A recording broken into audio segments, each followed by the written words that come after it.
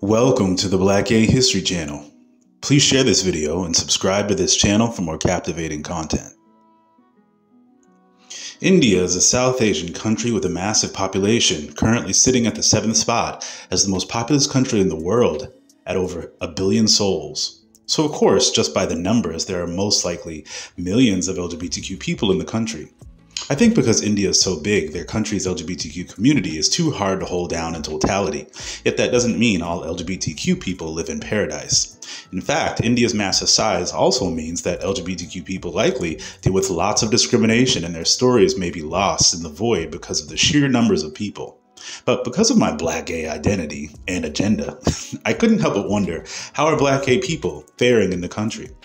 According to Wikipedia, the Siddis people are a distinct ethnic group in India and Pakistan, with a rough population of 50,000 people, mostly in the Karnataka state of India. One thing I didn't realize until recently about South Asian cultures is that of course they have separate ethnic groups or tribes within the country that each have their own distinct physical features and social customs. The Siddis people are sometimes called the Habshi people, which is a shortened word for Habesha, which refers to the Abyssinian or North African people from the ancient North African kingdom of Abyssinia, which was at one time an empire in modern-day Ethiopia. Nowadays, Habshi can literally be a word to describe any Black African regardless of whether they are Sidi or not. So in other words, some people in India would call me Habshi to refer to me being of Black African descent.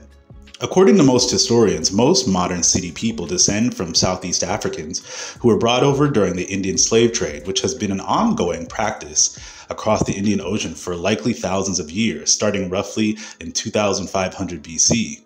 India has a long history of ancient caste systems, which is largely based on heredity and skin color, darker skinned people being in the lower castes, which stunts their economic and social opportunities. So imagine how racial issues could be compounded for our Black and dark-skinned LGBTQ people in India. Everyone knows India is incredibly ancient, and old artifacts like the highly popular sexual Indian textbook, the Kama Sutra, famously incorporated same-sex act in its many poses. In ancient texts written in Sanskrit, like the Narada-smriti, which is written roughly in 2000 BC, describes over 14 types of men who are born impotent to women, called Panda. And these men were forbidden from marrying women. The Hijra are an ancient sect of Hindu trans women who were at one time revered in Indian culture hundreds and thousands of years ago, especially before British colonization. Old Hindu texts describe third gender people in detail as a normal part of life. Hijra women were known to be spiritual healers who blessed marriages and children's birth and performed other religious rites. But in modern times, they have been marginalized socially, though there have been political efforts in recent years to better accept Hijras in society. Like many places in the world, though, it isn't always sunshine and rainbows for ancient gay people in Indian history. While reading on gay rights in India on Wikipedia, I saw that the infamous warlord Genghis Khan ran an empire that extended into India that strictly punished gay people. In modern times, some could say India is much more progressive on gay rights. Gay sex is legal, and there are certain Indian states where there are legal protections for gay couples cohabitating and certain employment protections for gay people. Trans people and Hijras have acquired many progressive legislative measures like the legal right to change their gender as well. But of course, Indian culture is much less forgiving than their laws, and discrimination for LGBTQ people is still common overall. We already discussed numerous times on this channel how homophobia is directly tied to misogyny and the rights of being stripped away from women. And though India is such a large country, they have gained a global reputation for a culture of violence against women, where sexual assault and abuse and kidnappings are rampant. Despite all this though, Indians have a rich ancient tradition of gay history, so modern efforts to stop gay people's relationships is silly considering how much evidence there is in India of these relationships being accepted and tolerated before. While I did look for any prominent LGBTQ people of CD background online, I didn't find anyone in my initial search, but I'm sure eventually someone will tell their story and I'll come back around to it. Most Sidi people are Muslim with a prominent Hindu minority, which ties in beautifully with the following story. One fascinating bit of gay history in India is the mosque and tomb of Jamali and Kamali, Muslim gay lovers who were buried together in roughly 1531.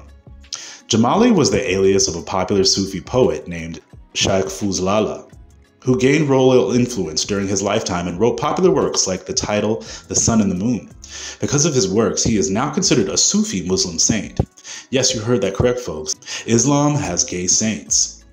Sufis are the more mystical and liberal sect of Muslims, so it's no surprise to me that gay Muslims in those times were Sufi.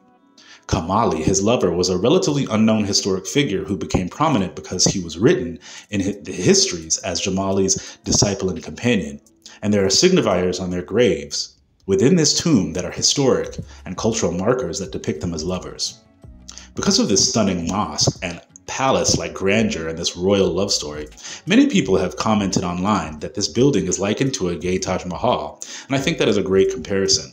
I had no idea about this story until reading up on gay history in India, and considering that Black Africans were being brought into India during Jamali and Jamali's time, it's safe to say that Black gay people, whether we know the details yet, do have history in India, and I'm sure in time we will find out more.